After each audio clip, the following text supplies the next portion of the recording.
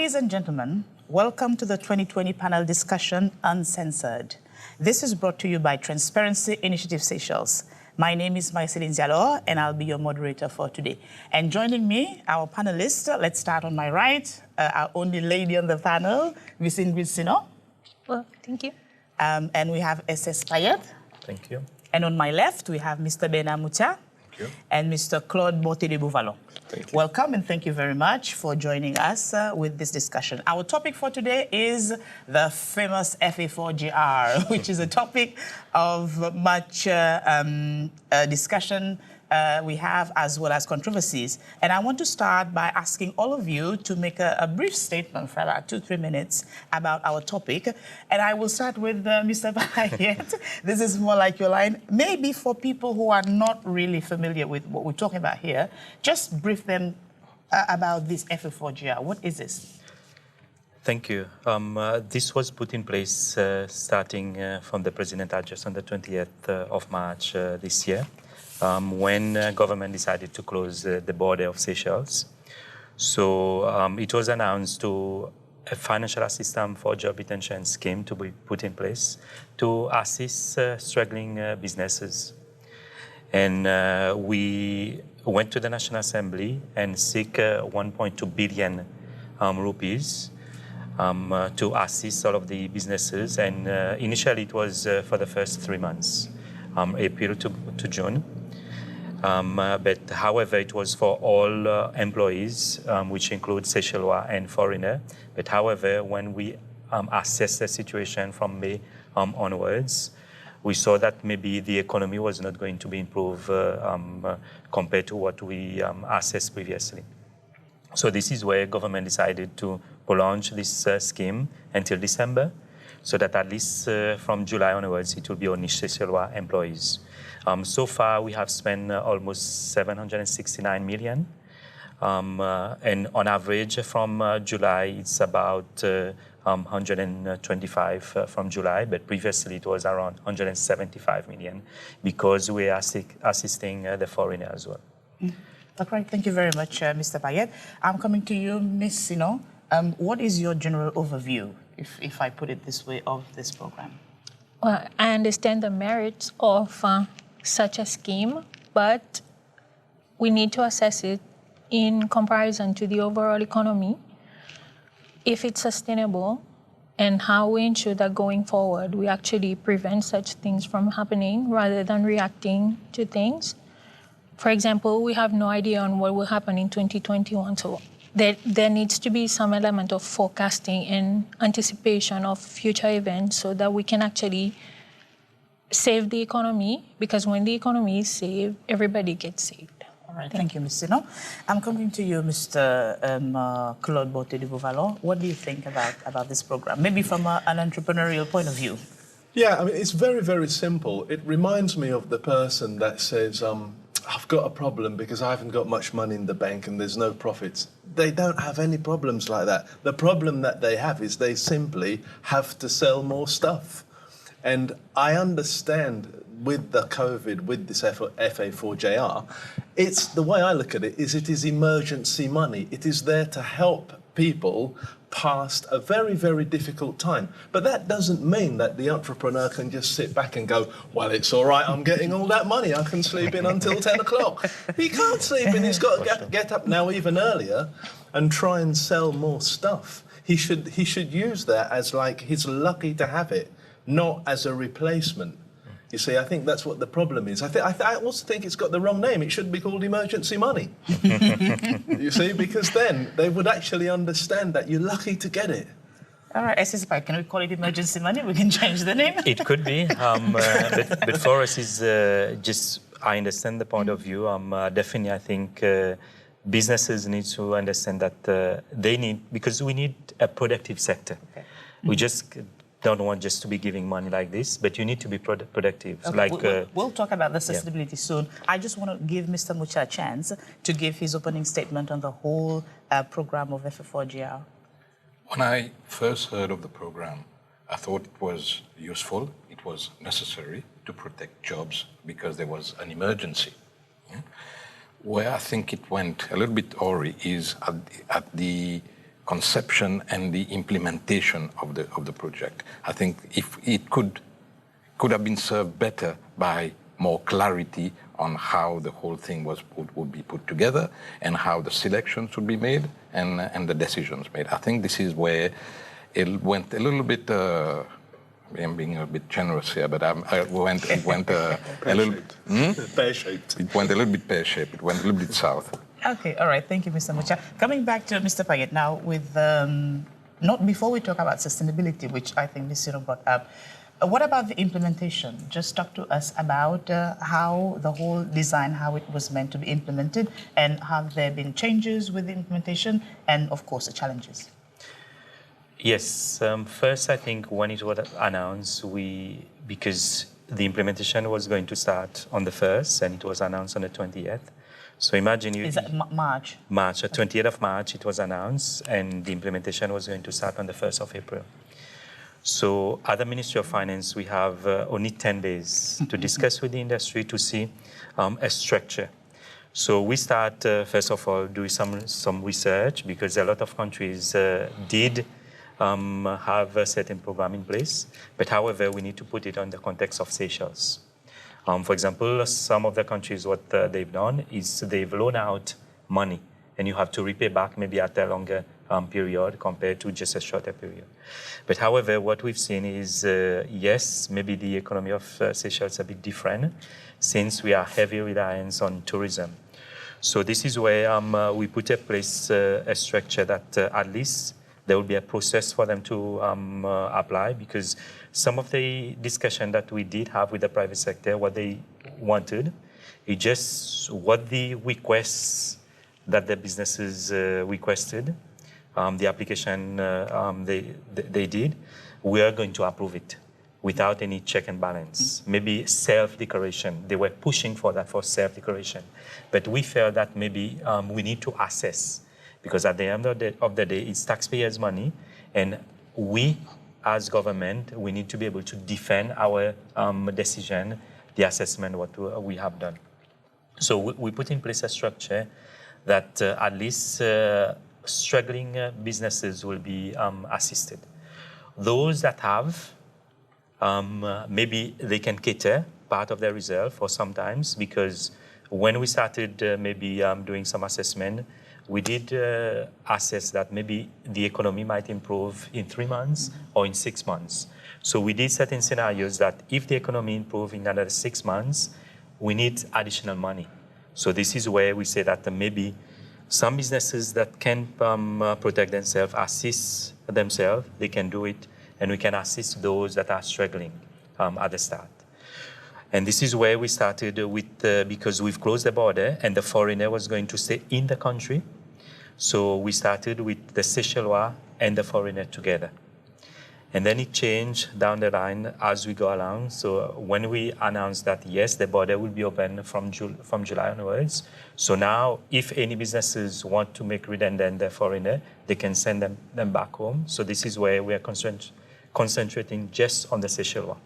So as we go along, this is where we change. For example, in June, what we did, we put a restricted list as part of the criteria, because we felt, for example, some of the businesses that were open, not in the tourism sector. For example, we take construction industry. Some of them, yes, we know that everybody has been impacted because we are heavily reliant on tourism, but we know that some, for example, the construction industry did have existing contract with government or with businesses. So this is where we put a restricted list in place for us to assess. So as we went along, we assess and improve on some of the criteria. So it evolved, it changed, yes. as you go, and I suppose it might change again. For sure. For example, let me give a typical example. We know that the Arabs are in the country. Even though the hotel industry are being assisted, those hotels that are 100% the Arabs are over there, they have not been assisted for the month of August and September. So it evolves as new information get in. Okay, thank you, Mr. Parrot. Mr. Mucha, talk to us about what because you did mention in your statement that how the implementation happened, you think, we could have done better. What can you please just expand a bit on that? Well, I listened to what Secretary of State Parrot said. And I think I've heard that notion of self-declaration not being acceptable, and that was being pushed by the private sector. If I may, I'd like to, of course, please, to differ with what the SS said. What I think the private sector were after was a clear set of criteria of who would qualify, who would not qualify. And that was all we wanted, is give us the criteria, what would allow us to qualify. Then it's a question. If we qualify, we qualify. If we don't, we don't. So that was what I, and I think a lot of others in the private sector were looking for is clarity. If I may say so, some of us think that there was this lack of clarity deliberately so that decisions could be made on a discretionary basis. And whenever there's too much discretion, I think that leaves a little bit of bad taste in the mouth. So I think there could have been more clarity in the way the whole scheme was set up, in the way and that would have, if I may say so, that would have relieved the whole ministry from the minister down to a lot of criticism, a lot of soul searching in between in there. Because if you qualify. If you don't qualify, tough luck. Mm-hmm. Yeah. Just a follow-up question: do you think that the business community, trusted in the manner the implementation was done? Because you mentioned they were thinking intentionally it wasn't done well. Do you think there was some mistrust between the business community and the government? I don't think there was mistrust as such. The Chamber of Commerce conducted a survey, and I think it was quite balanced. Some of them were positive, some of them were not positive. Maybe it was a case of divide and conquer. I don't know, but but I don't think there's mistrust. There's probably mistrust in the process. Okay. Thank you. Now, Ms. Sino, to you with the model, because you've talked about that as well with sustainability. Can you just expand a little bit on what our two gentlemen that have mentioned this? What's your take? Okay, my take is on actually how we finance such a scheme, because as we all know, with COVID, the entire economy is affected in the sense that revenue is less than anticipated, as we saw in the revised budget for the year. But we see that our expenses, nonetheless, continuously increases. And to finance expenses with limited revenue, you need to bridge the gap in terms of borrowing. And if you borrow, especially at high interest rates, you have to pay back the money. So again, sustainability. When we do project, how do we assess the impact of the project to ensure that it is sustainable, it is fair, those who deserve to be helped actually help, and not everybody just because they need to be helped or they want to be helped, but the transparency of it in terms of who has qualified and why, and what is being done to ensure that the one who actually qualified will be removed on the scheme because they actually helped themselves get out of the situation. Because what we're not realizing from an economic standpoint, what if COVID doesn't stop? What if tourism doesn't come back? What do we do then? Can we continue finance schemes with money we do not have? Can we borrow endlessly? Who will pay back the money? How? When? And all that. So I have more questions than answers, to be honest. Of course, and I suppose we're here to have the discussion. Mr. Bonte de Buffalo, again, I'm going to ask this question about implementation and what Ms. Sino has just said. About businesses helping themselves. During the COVID now with the situation, what do you think we need to take away from this so that more businesses, because that's what we're talking about, how we sustain this, where we get the money, where from, what, stop borrowing. How do you think, people can help themselves in terms of businesses? Well, I think the thing is, like, Ingrid said a little while ago, the thing that comes under scrutiny is like, and Bernard said, about the administration of it and how and why and things. In England, we have unemployment benefit. That's emergency money, isn't it? You don't work, you get unemployment benefit. And they've been moaning about this thing for a long time. The dole, yeah, the dole. So just think of it like that kind of principle. Like, if you've got so much in savings, so if I've been a good boy and I've either ran my own business or I've been an employee, and I've saved 10% or more of my salary every time. So I've actually got, I don't know, £100,000 in the pot, and in Seychelles I might have 2 million rupees in the pot. And then, like, if it works the same way, people have gone, well, hang on, you're all right, it's sustainable. Yeah, you're fine, you're right. But matey boy over there, he's been out partying every night. And he's hardly got any money, but he's earned a fortune. He's got new cars, big house and everything. Well, he needs some help, doesn't he? Well, hang on a minute, why wasn't he as responsible as the next person? So there has to be a correlation there where people, they look at it in its entirety and say, well, okay, what are we really looking at here? And I think the thing is, as Ingrid said, like if somebody's trying, actually, I think what they should do is they should add another component to it. Mm-hmm. They should add another component. What they should say is they should say, well, I'll tell you what, we're going to give you some money, but that some money that we're going to give you, you have to develop another income stream. And that goes to that sustainability question as well. Mm-hmm. Because if you use money to make money, and you can do that by, I don't know, if you've got a certain amount of an area of expertise, and you start writing an ebook and then you sell the ebook, you're going to make some money out of it, aren't you? Yeah. And you could buy some Facebook ads or Google ads or whatever it is, So that's what, I'm not saying that that's the answer to everything, but it's just one of the things. Or you could buy some seeds and grow some bananas or some tomatoes and then sell them at the market. So that gets a point. That absolutely gets a point. So once you've got this long questionnaire that you have to fill in, it's a little bit like pitching to a dragon. Well, if we give you this money, what are you going to do with it?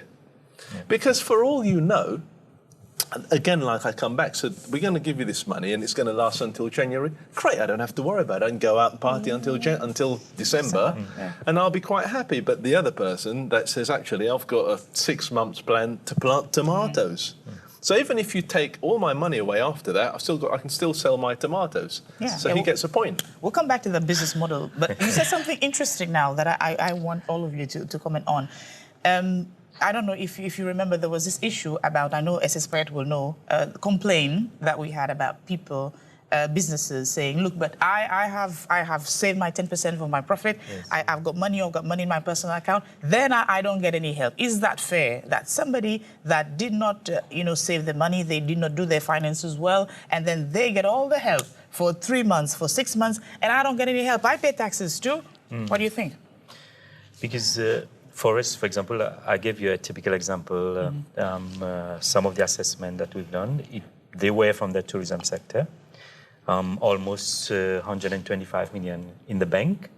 We didn't assist them compared to maybe another competitor in the tourism sector, which we did assist. So there's a balance that you do, because at the end of the day, as Ingrid mentioned, we as Seychelles people, businesses, individual paying taxes, will have to pay this loan that we have taken from the private sector, from the international community in the future, because we finance it through loans. So definitely we'll have to pay it in the future. And who is going to pay for it in the future? It will be us, or it will be the low-income people. So at the end of the day, you need to have a balance when you are doing these assessments. No, I think you assess. What do you think, Mr. Mucha? Is it fair? That's the question I'm asking. Is it fair? I'm being is it fair? No. No. Okay, good. Because 125 million in the bank, he could be owing 150 million out there. Agreed. So I think looking at it from taxes. And pay more taxes. That could be he owes taxes on top of that. Yeah. So I don't think it's totally fair to just look at what's in the bank balance. And like Claude was saying earlier, is maybe he's been a good boy or good girl. I don't know. Yeah. And save some money. And it's fair. It's not. Is it fair to penalize that company, the person, for having done the right thing? I think, and I go back to what I said earlier. That should have been, if having a positive bank account was a criteria for non-participation, it should have been mentioned in the first place.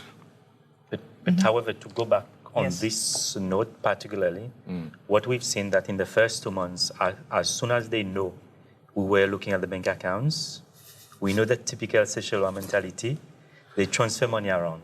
Yeah, of course. Go and buy a new car. 4x4. We've seen this. So as soon as you were going to announce that you were going to look at their reserves, they would have move around and... We'll come back. My question again, Mr. Bote de Bouvalo, is it fair?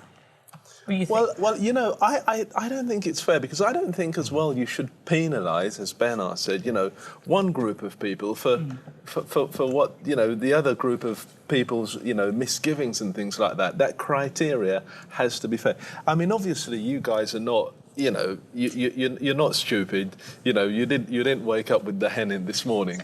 You know, you can look and you can go, well, actually, we're a bit smarter than the average bear. You've passed, you know, you've bought the 4x4 last month or taken that money out or whatever. So, you know, come on, let's be honest. But at the same time, there has to be like a criteria that says, well, actually, you know, you've made some money and you've looked after it quite well.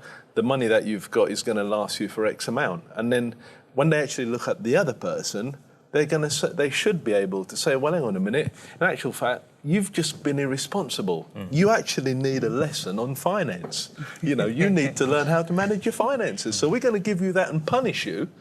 Because if you don't punish people, they're not going to learn. Actually, I think that this COVID thing has been a wake-up call. For sure. I think it's been a wake-up call for so many people. I mean, I teach internet marketing, I run the business groups, I have an insurance business, a radio program, quite a few other things. One of the first things that I did when this COVID broke out is I said, what I'm going to do, I'm going to teach a few friends how to sell stuff online. And the funny thing was, when they actually came to me, what I really learned was that I had to teach them how to be better business people before they sell stuff online. Yeah. But the point of it is, there's another strand to it.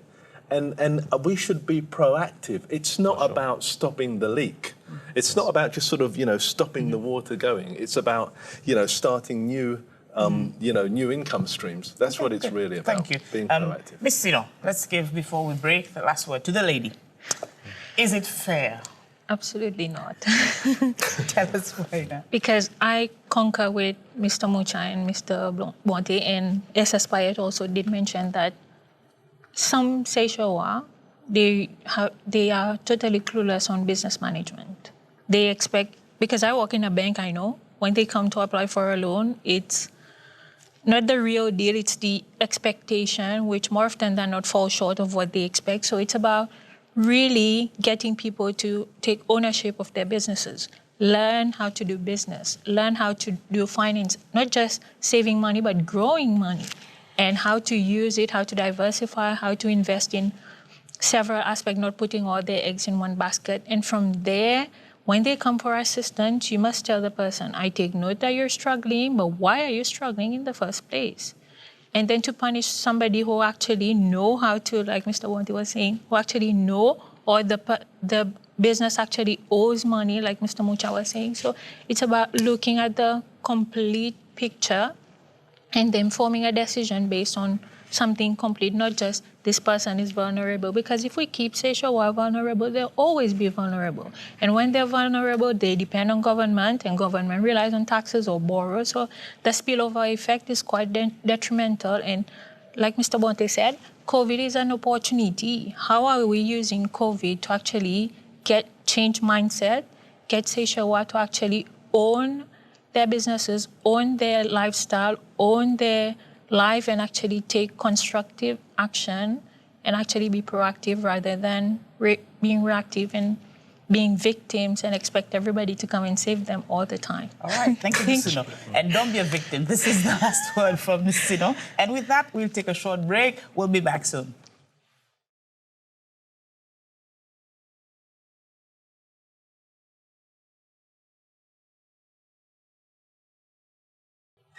Welcome back to our very interesting and hot topic about FA4JR for this discussion today. My next question for you is why, because Mr. Parrot, you mentioned that there were so many people that applied, even the people that, when you look at the information, they were supposed to be okay to sort themselves out. Why do you think so many people applied for this support, for the help? I think for me... First of all, sorry, how many applications did you receive, you know, the first batch? About 5,000. Wow. 5,000, and this is where I think there was a bit of a challenge. If one thing we could have done it better, everything should have been done online. Because it was a bit, the way it was structured, yes, where businesses could apply via email. It was during the month of June that we did the online portal. And from August onwards, it was just strictly online. But previously, there was a lot of paper-based documents. Assessing these documents was a bit of a challenge.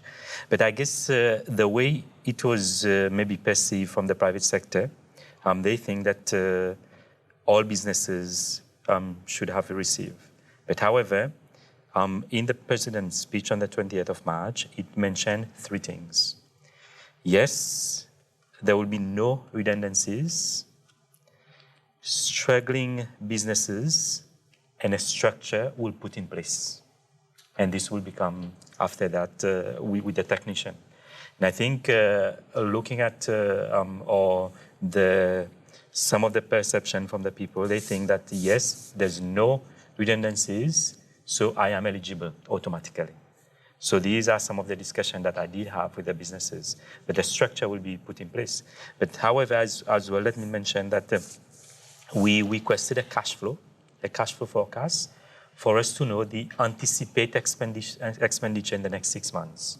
For example, those that have loan, if you are going to do a construction, this was put into consideration, even though you did have 125 million, because we assess, yes, you have a reserve now, but based on your indicative cash flow, you might be in zero rupee in the next 6 months, based on your indicative cash flow. But I think some of the individuals, when they did the cash flow, they didn't realize that we're going to assess, reserve, cash flow, all of these paperwork documents. So this was a bit of challenge from the private sector point of view. Okay, good, thank you. Mr. Sino, Miss Sino, sorry. What do you think as why so many people applied for this 5,000? This is what happened when we make announcement without preparing the scheme in the first place. I think the scheme should have been prepared. This is where the communication and transparency comes in, because if you prepare the scheme and then you announce it, then people will actually know what to expect. Because honestly, the way the announcement was made, everybody got confused and they got hope. So that is why everybody rushed to Ministry of Finance to actually apply. And this is when they started designing the mechanics behind it. This is how it should be. This is these businesses will qualify, these businesses will not qualify. So we see often that we make announcement and then we go and work on the scheme. And this could be detrimental. And going forward, I hope that this is a lesson learned, that we actually prepare something before we make an announcement, so as not to create problems or raise expectations and then have people disappointed or frustrated. Thank you. Mr. Mucha, how clear was the announcement, you think, to the business community? We thought it was clear. Then it turned out to be not so clear. But if I may say so, when the borders were closed, I think not panic, but there was very strong concern that every single business operating here were concerned about their livelihoods, the livelihoods of their employees, and then we were told, sorry, no redundancy. So we all thought that when we looked at our cash flow, it didn't look very, very good at all. Irrespective of whether we had 125 million rupees in the bank, from the cash flow perspective, I don't think any business at the time was very optimistic. And that's why you get this surge of applicants. It's not because, some of it is because it's available. But I think most of them were genuinely concerned about whether they would be able to sustain the cash flow over the next 3 months. I don't think anybody forecasted to go beyond June, but I think now that new reality is set in, I think we have to do what Ms. Sino said, Mr. Monte said, is we have to relook at the way we do business as individuals, as companies, and as a nation. Thank you. Mr. Monte de Beauvalon, what do you think? Was the message clear? And maybe an additional question for you. Do you think that the fact that it was also mentioned, like Mr. Parrot mentioned, that no redundancies, do you think that scared a lot of people? Well, I mean, if you're a business owner, yes, absolutely. And one of the key things that's just come out of the discussion is we will help I remember hearing that as well. We're going to help all struggling businesses. What business is not struggling? Richard Branson, Virgin Atlantic, if I'm understanding this correctly, I don't know if it was the whole company or if it was a part of it, but this is a $1 billion company where he put the white flag up and said, that's it, I'm going to declare chapter whatever, I'm just closing it down, right? So they were struggling. If they're struggling, then, who isn't struggling? So I actually think as well, the way I heard the message, and I didn't really listen to it in detail, but the kind of things that I heard is like, you're not allowed to get rid of people. How does that work? There's a few life jackets. You've just got to jump on the life jacket and take it and swim. And I remember being in a company once and just listening to some of the discussions, and it was either we get rid of 4 people or we all go down. What are you going to do? You've got to get rid of the 4 people. So that in itself, that statement would have put pressure on a lot of people. And then the next thing is you can't get rid of people, but we're going to help all the struggling businesses. So the other message is like free money. We might as well get as much free money as we can because we've got to carry this plane load of people. Let's go. So give me money, And also, and the third thing I'd say is it just doesn't force us to be creative. Because a few people, you all know, in teamwork, like you can have 4, look at the networking groups, you can have 4 people and they can do a lot more than 44 people. So give me the 4 good ones and I'll work with them. But don't tell me I've got to keep the 44 rotten apples. Thank you. So, Mr. No, how do you transparent, because we are talking about transparency here, how transparent was the whole process in terms of information availability, in terms of access, in terms of as well, because that was taxpayers' money being used to bail these people out. Who benefited? Do you think the level of transparency was acceptable? Well, this is a very interesting question because in addition to FA4JR, we have other schemes. So it's like competing schemes, helping. Ultimately, I think the end result was meant to be the same, but introducing several things in the economy at the same time creates a bit of confusion. For example, people started prioritizing what to pay, what not to pay. Do I pay my loan? Do I pay Some people became very creative. They started giving the other bank account. So in terms of transparency, it's not just from the ones giving the money, but from the ones using the money. When they got the money, it was for an intention to keep them a going concern from a business standpoint, but was this actually the end result? And when these people actually get the money, are they aware that it's taxpayers' money, that they need to be prudent, use it wisely, and actually, like Mr. Bonte was saying, use the money to do something creative with it, start a new line of business, diversify and all that. So transparency comes from both the government and the private sector when using the funds, and hence my sustainability issue, because at one point we need to decide what do we do. Government will continue to help the businesses, or the businesses will actually get a wake-up call and decide, am I going to remain a going concern? Is it time to close shop? Yes, we can't please other people all the time, so somebody will have to lose. This is what happens when an economy contracts. Because when an economy contracts, everything around the periphery must go away, but we have a tendency to want to keep the economy inflated when in reality it's causing it to be deflated. So this creates another problem in itself, whereby we have to find new money, create new money to maintain something that is no longer sustainable. So transparency, it's not just the scheme itself, it's overall our vision. What do we want to do? And interesting. Yeah. Hold that thought. We will come back to that. But Mr. Mucha, transparency, how does the business community feel about that being transparent? Now, I spoke a little bit earlier about transparency, but to me a scheme, you were talking about many schemes, a scheme that has just been informed about is the Small Business Support Fund scheme, which I think was led, or where the private sector through the SECI was very much involved. And I had a look at the scheme and I had a look at the criteria. It's very clear. From the very beginning, you know whether you qualify or not. And I would have wished that all the schemes were as clear as that. And to me, it's an indication it was push, it shows when there is real cooperation between the private sector and the government, what can be achieved. Thank you. That's And what I have to say on the good, thank you. transparency. And thing. Mr. Parrot started talking about that, people moving money around. And what were the challenges with transparency, both like Ms. Sino was talking about on both sides? What were your challenges, or what did you have to adjust?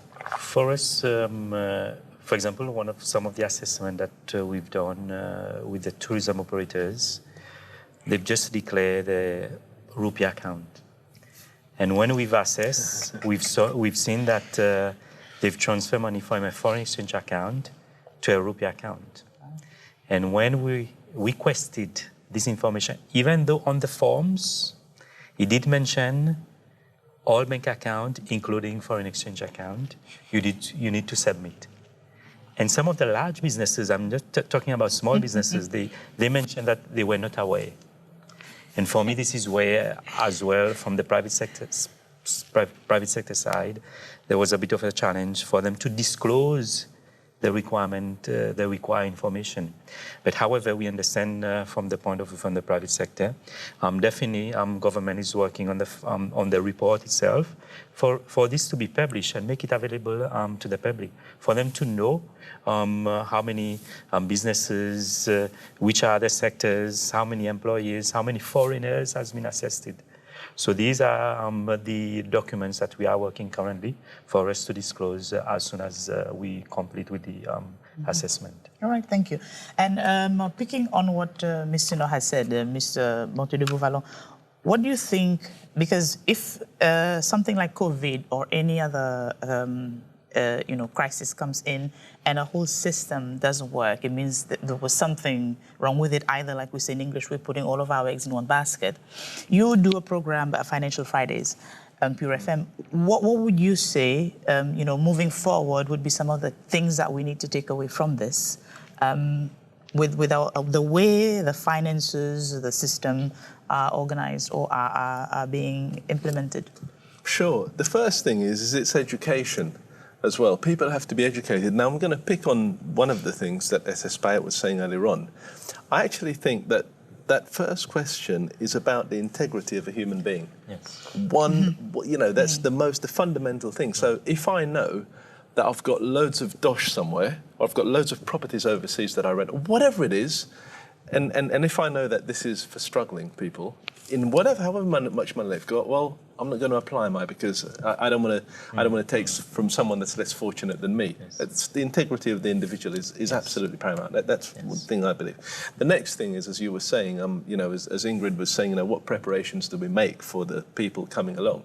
It should be absolutely mandatory that you take a course on how to develop income streams. Because if there was ever a wake-up call, this is it, now is the time. The time is now. And it's the biggest gift that Seychelles people have ever been given since the Independence Day. No.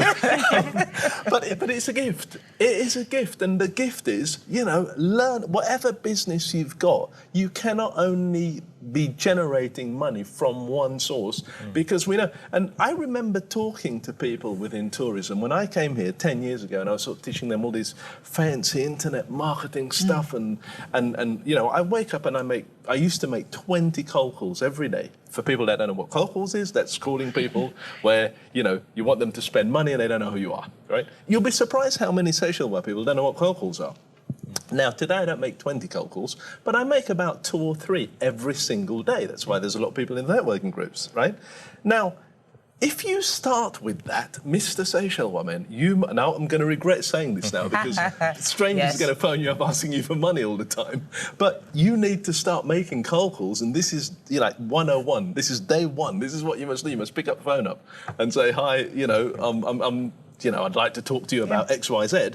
And if more people did that, then when you have something coming along like COVID, the guy's going to wake up and he's going to go, it's fine, I've just got to make my 3 cold calls every day.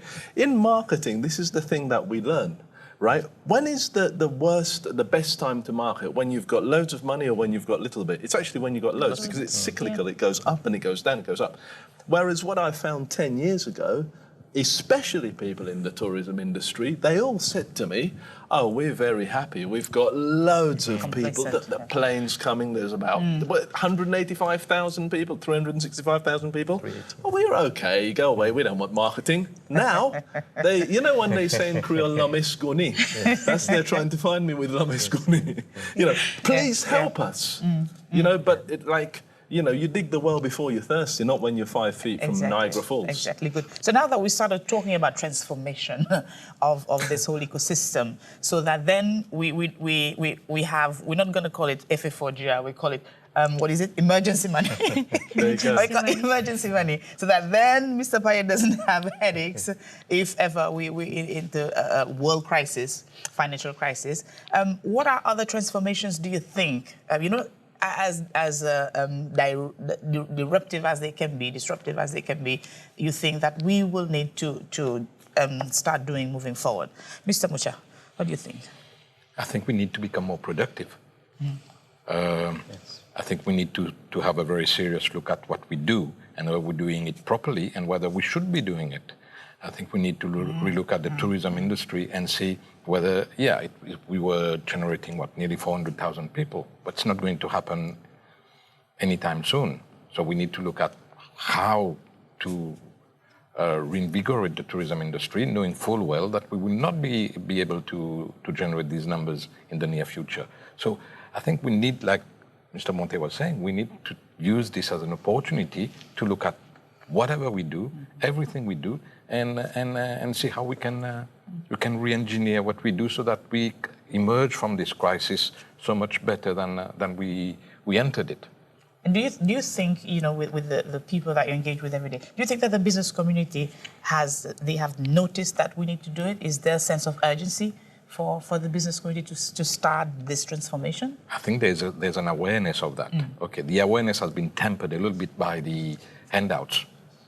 Am I putting it properly? Yeah, of course, we get you. But you feel that there's a sense of urgency and people are willing to I think there's an increased awareness that we need to move on. We need to find new ways of doing things. All right, thank you very much. Ms. Sino, what do you think? Well, business is about adding value. So Seychelles must start thinking of what value they can add to other people's lives, not just locally, maybe internationally, maybe regionally. So we start doing business what are actually meaningful and valuable and sustainable, because everybody wants to do the same business. I want a car hire, I want the same business because my neighbor has the business, but what about being creative?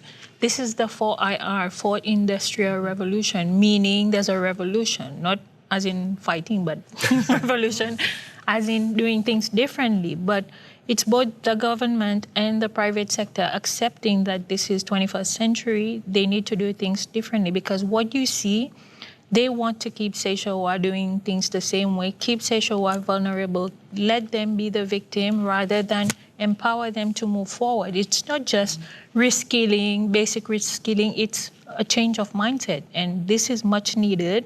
If COVID did not present this opportunity, then we're wasting valuable time, because when you give, like Mr. Mucha was saying, handouts will keep them comfortable.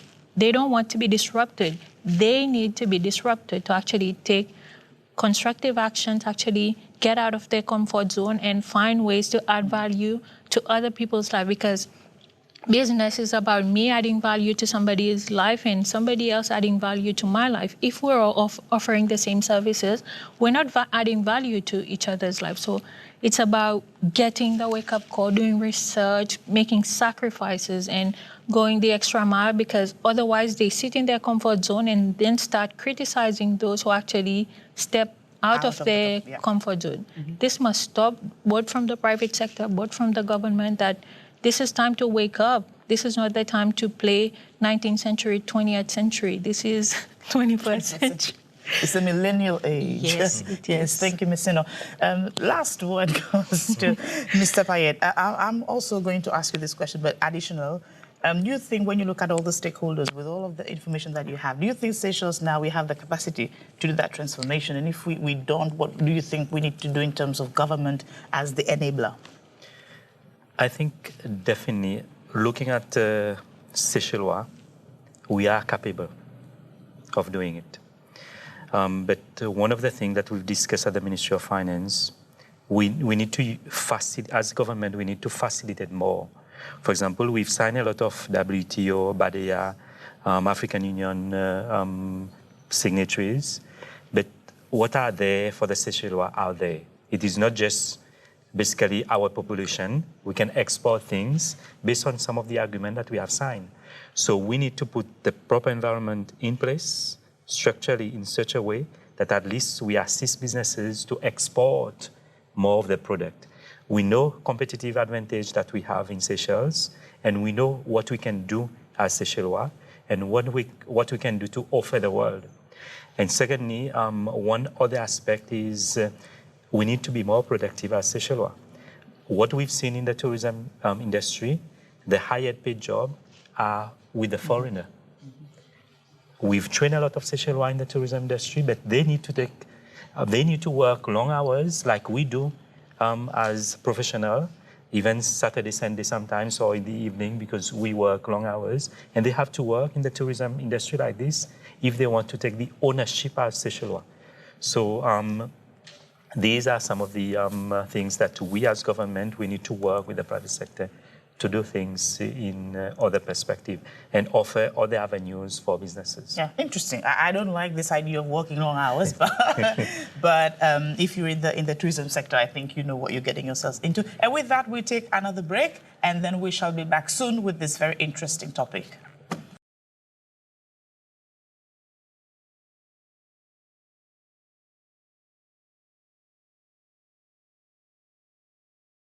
So welcome back to our hot topic for today, FA4JR. I have for you a final question that I want to ask. So if you had the chance to do this over again, let's say the president or the Ministry of Finance came to you individually and asked you, what would be the model for you to deal with this financial COVID situation? What would you have suggested instead of FA4JR, or maybe alongside FA4JR, be as disruptive as you want to be? Who'd like to start? Yeah, I want to. Yes. I had a feeling you would go first. I would say, listen, guys, we've got a crisis. Some of you might want some help, but we're not in the habit of just giving money away. We want to help you, and we want to make sure that you're going to do something constructive with it, and maybe in the end you're going to probably employ more people or help the next door neighbour. So what I would say, I'd make it really, they're going to hate me for this, I'd make it really, really difficult for all the business people that wanted to apply for it, so to basically separate out the weak ones that didn't really need it. Then I'd say, you've got to come to such and such a place at 5 a.m. in the morning, which means I'd have to get up at about 3 or 4, and then you're going to have to do a Dragon's Den type style pitch. So if I gave you 100,000 rupees to get you through for the next 10 months or whatever it was, or 1 million rupees or whatever, however much you need, what are you going to do with it? Then I'd have a panel of about 5 or 6 people saying, well, convince me. And then they would have to tick certain amount of boxes. It's fine, well done. You know, I'll take 10, 20, 30, they could get 100%. There you go, there's your money. Good luck. So you would say, if you want it, come and get it. Absolutely. Convince me that you need it. But if they didn't pass it, because, you know, let's be honest, if you hadn't rehearsed it properly, and if you I just want the money, I'm just going to have it in a bank account or whatever, well, you're not helping anybody, so I'm sorry. You know, that would make people think. And what it would mean would be that, like, you know, if you're okay and you've got enough money to keep you going and things like that, just do what you've got. It's too hard. Make it difficult. Okay, thank you, Mr. Bontedi-Bouvalon. That was his take. Ms. Sino, what is your take? I totally agree with Mr. Bontedi-Bouvalon, because this is time to wake up. And recently I did an interview and did mention that Seychelles must start understanding business and adding value in terms of business. For example, coming to pitch, if you do plant you also make them pitch? Yes. Okay. If you plant a banana tree, what value can you add from it? Like, you can sell the actual tree, you can sell the fruit, you can actually make banana chips, you can make banana cake, you can sell compost, you can sell anything.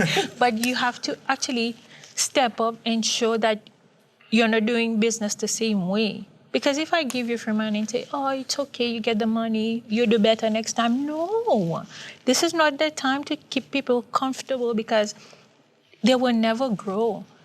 And they need to realize that they need to earn money or create money. Money is not given. Free money is no longer given in this era because you develop a lifestyle and a mindset that is not sustainable.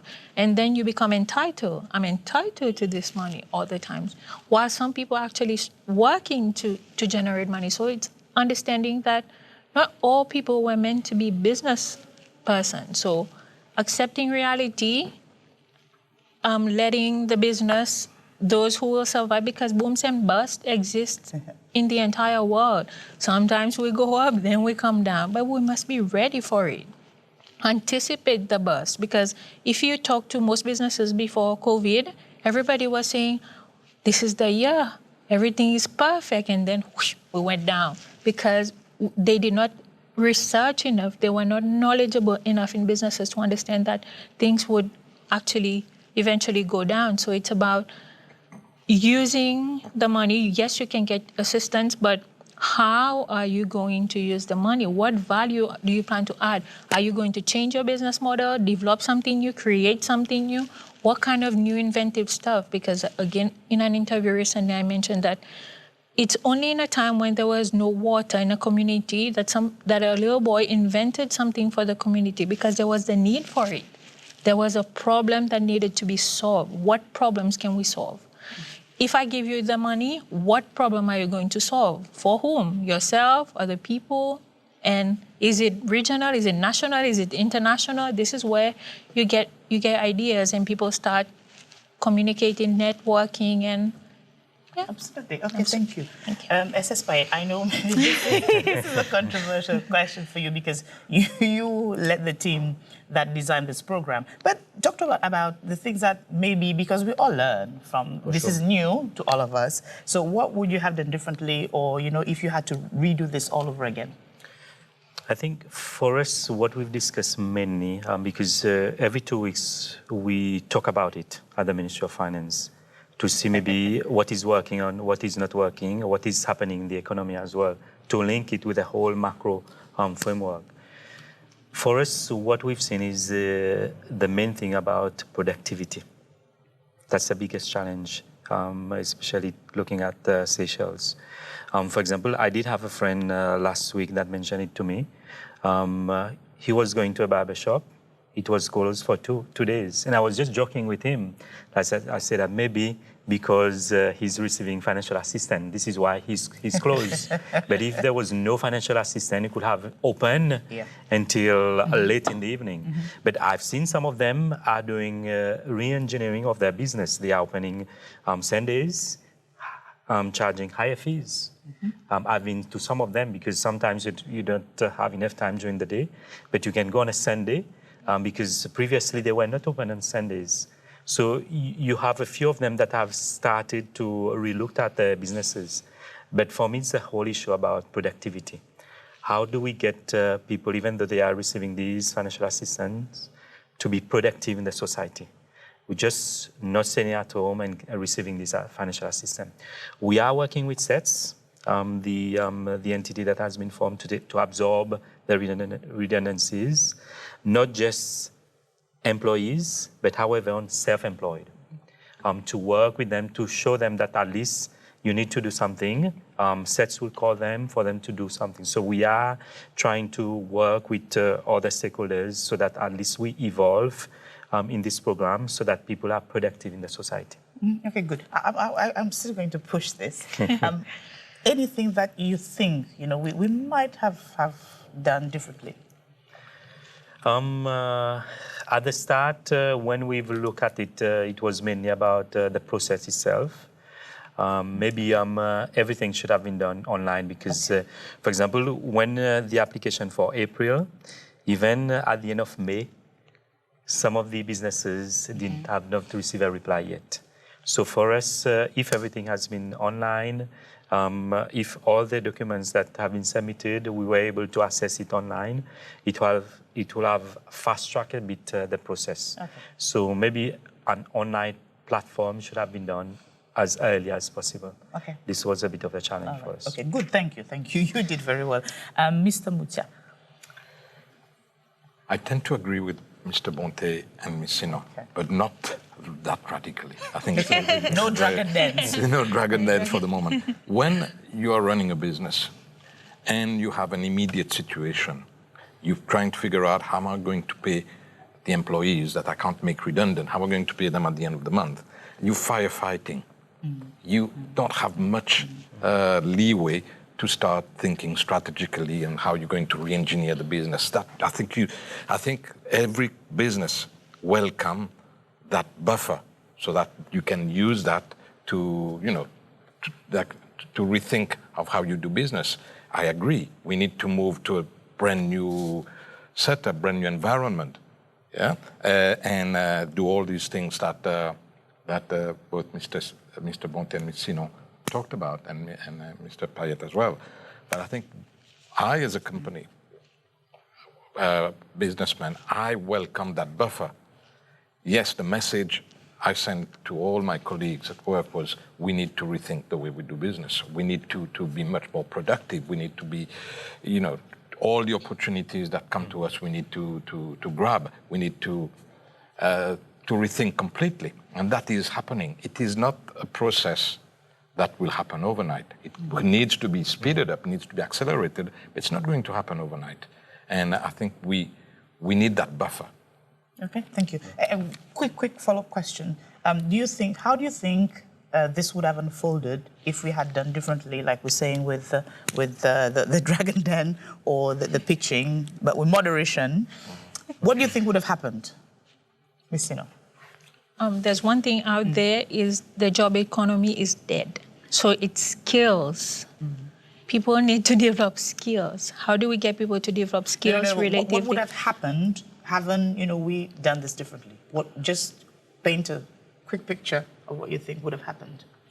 People would have stepped up. People would have stepped up. You think they would have been okay? Agreed. Mr. Bote de Gouvala, what do you think? We think people would have embraced it and get on with it? I think two things would have happened.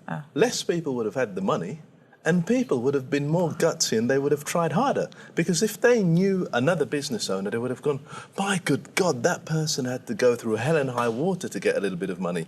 What am I going to have to do? They'd have to make sure they were prepared. And then you get rid of that entitlement mentality. It's not like the money's there and I'm entitled to it, come to daddy.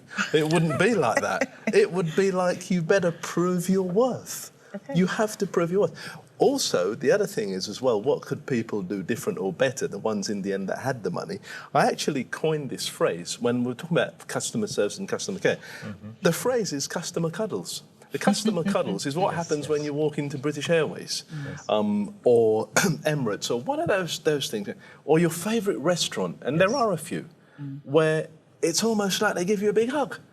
Why can't we develop the culture of customer cuddles? That's doing something differently, and you're going to make more money. So we would have seen ripple effect as well. Absolutely, because more people would just do it and keep going and jumping to the extra mile. Mr. Mucha, do you share their views? I think people would have adapted, but you would have seen a burst in unemployment figures right at the beginning. Okay, then people would have settled down and whatever, but there would have been unemployment figures, and there would be increased pressure on the government for unemployment support. I don't think many companies would have been able to survive the initial months whilst they were adapting. And despite what you have seen, do you think people would have been able to make it? There would have been casualty. And for us, what we were scared as well, working with the central bank, the impact on the financial sector. Because as you know, Seychelles, employees, businesses take loans. And as soon as the first 2 months, maybe they don't have it. Yes, they will have evolved and find ways of doing things. But maybe socially, especially the less fortunate one, the social ills impact on Seychelles. Because yes, we've not seen this when we started the economic reform in 2008, because we did put a structure in place for the vulnerables.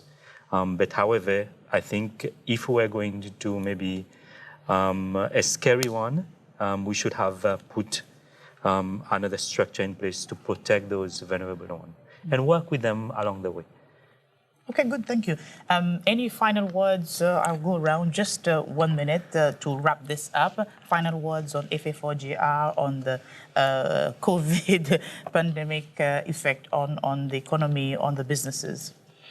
Ms. Sino. I do hope it's a positive change. I do hope that we see results, we see things being done differently, and people actually take ownership of their lives. Good. Thank you, Mr. Parrot. For me, working in the government, we are happy because there's a lot of data. And how can we use the data to be available for future policy decision? What we've seen as well at Seychelles Revenue Commission, a lot of businesses has ensured that the tax are in order. Mm-hmm. Some of them are finally. Yeah. Some of them are still working with the accountants, auditors. But however, that now they know they need to fix their business. But however, there's a lot to be done as part of the data we've collected. We need to work with the private sector, NGO, civil society, and as well the different sectors in the economy for maybe revamping some of the existing policy that we have. Oh, good, great. Mr. Musa, final words? Yeah, I think what's not an option is staying still, is not changing. Mm-hmm. And I think to change and to change for the better, we need to involve everybody. Every sector of the economy, every stakeholder has to be consulted on how to get to the next level. Thank you. Mr. Montedi-Bouvallon, final words. I would say, I remember in the 1980s when there was about 3 or 4 million people unemployed in England, and Norman Tebbit, who was quite high up in the Conservative Party, said, on your bike. In other words, get on your bike and find a job. Right. That was his kind of thing. So, if anybody was going to moan and make excuses, the saying was, on your bike, on your bike. So I think in this day and age, here people have to treat this as a gift. They have to basically change and do everything in their power to become better, to serve more, and really, basically get on their bike and give more service. Thank you very much. And with that, ladies and gentlemen, I think we have exhausted all different point of views on our topic for today, which was FA4JR. So we do hope that things get better. It's not a hope. I believe things will definitely get better. This was just a press reset button for us to change, like all of you have said, and then learn some lessons and then do better. Thank you very much for watching, and see you next time.